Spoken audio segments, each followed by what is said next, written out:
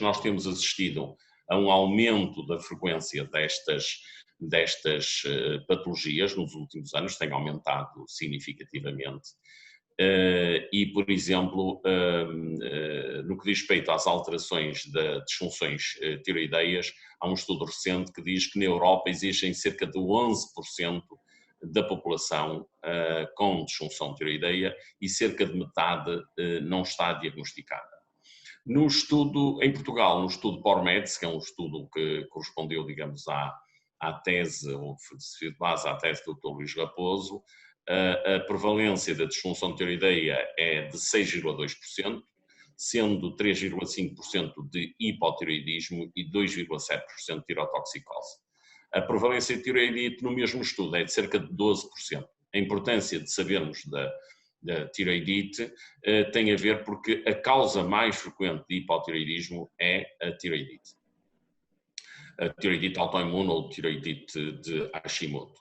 No que diz respeito à patologia nodular, ela é de facto também muito frequente na prática clínica, tem disparado nos últimos anos em resultado sobretudo da utilização de novas tecnologias, nomeadamente da ecografia, que passou a ser, digamos, quase que um exame do bolso que nós podemos ter, digamos, utilizar no nosso dia-a-dia e faz com muita frequência. Nestes casos, a prevalência de nódulos detectados por ecografia varia entre 20% e 76%, isto tem a ver com, digamos, a qualidade técnica, mas também a definição, porque às vezes encontramos nódulozinhos, digamos, ínfimos, 2, 3 milímetros. O cancro da tiroide corresponde a cerca de 5% a 15% e também tem aumentado. Porquê? Porque se diagnosticam muitos que nós chamamos microcarcinomas, carcinomas com menos de 10 milímetros. Portanto, a incidência de cancro da tiroide é, em Portugal, de 22,6 por 100 mil nas mulheres e 4,7 por 100 mil nos homens.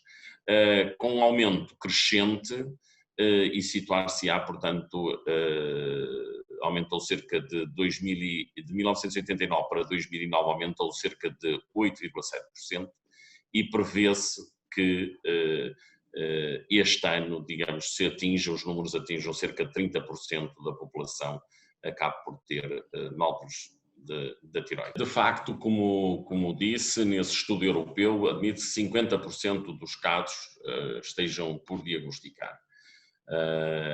E a razão pela qual isto, portanto, admite-se à volta dos 12%, o que significaria que nós teríamos cerca de 1.200.000 portugueses à volta disso, com hipotiroidismo. A razão pela qual,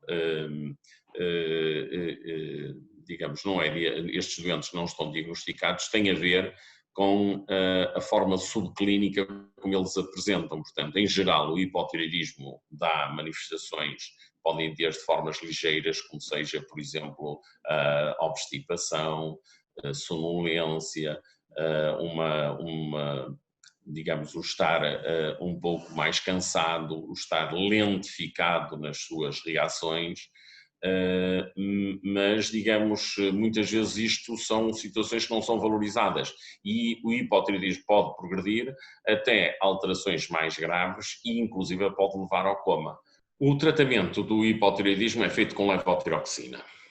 Existe alguma controvérsia sobre se deve utilizar a triiodotironina associada, isto é, deve-se utilizar a T4 e ela é convertida perifericamente em T3 e na maioria dos doentes não há necessidade de se fazer simultaneamente a T3. A T3 poderá ter interesse em algumas circunstâncias particulares em que se pode utilizar, mas a grande maioria dos doentes faz levotiroxina, digamos, e aquilo que nós temos de fazer é tentar fazer, digamos, uma terapêutica de substituição, portanto, administrar numa toma única de manhã, habitualmente cerca de meia hora antes da primeira refeição do dia, evitar, digamos, misturar com alimentos, porque os alimentos interferem na absorção, portanto é fundamental que isso seja assim feito.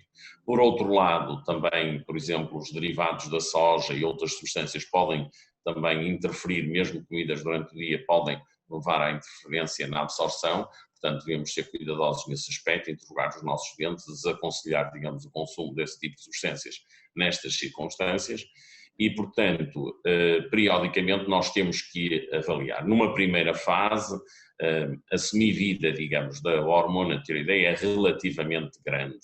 Portanto, nós conseguimos, demoramos entre 4 semanas a 8 semanas a termos uma normalização completa dos valores de TSH depois de iniciar a terapêutica.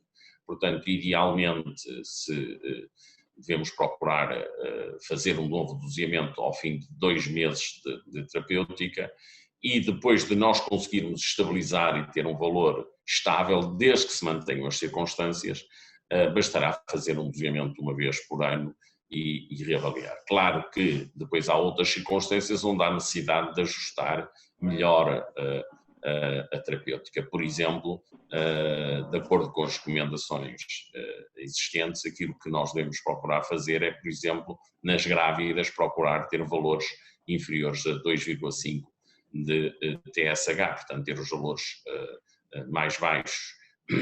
E, portanto, isto sobretudo na perspectiva de que as hormonas tireoideias são fundamentais para o desenvolvimento do sistema nervoso central, nomeadamente da criança, e, portanto, é fundamental, portanto, que durante a gravidez a mulher tenha valores normais.